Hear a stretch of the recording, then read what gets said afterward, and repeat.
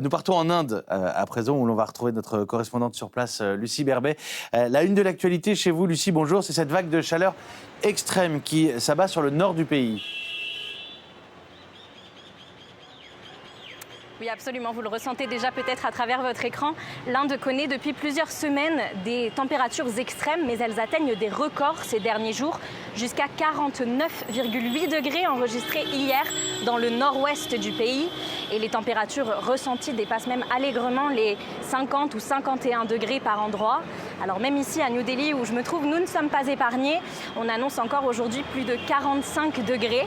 Et pour les 30 millions d'habitants de la capitale indienne, je peux vous dire qu'il devient de plus en plus difficile de rester ne serait-ce que quelques minutes dehors tant la chaleur est étouffante.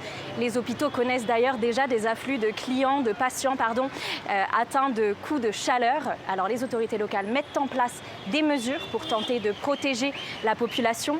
Le gouvernement de Delhi a notamment annoncé la fermeture de toutes les écoles qui n'étaient pas déjà en vacances d'été. Et alors, ces fortes chaleurs, Lucie, elles interviennent dans un contexte d'élection générale dans le pays. Près d'1 milliard d'électeurs appelés aux urnes depuis déjà plusieurs semaines et pendant encore quelques jours. Est-ce que des mesures particulières sont mises en place ? Absolument. À New Delhi, par exemple, où les électeurs étaient appelés aux urnes ce week-end, des équipes paramédicales étaient présentes dans tous les bureaux de vote. La commission électorale avait également fait installer des ventilateurs, des points de rafraîchissement. Ici, tout est mis en place pour inciter les électeurs à se déplacer jusqu'au bureau de vote malgré les fortes chaleurs. L'Inde veut à tout prix éviter que cette canicule ait un impact sur la participation à ce scrutin très important.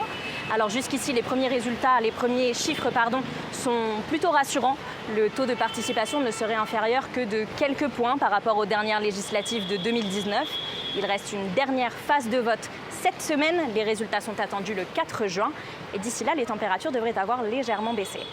Merci beaucoup, Lucie Berbet, notre correspondante en Inde, en direct sur France Info ce matin.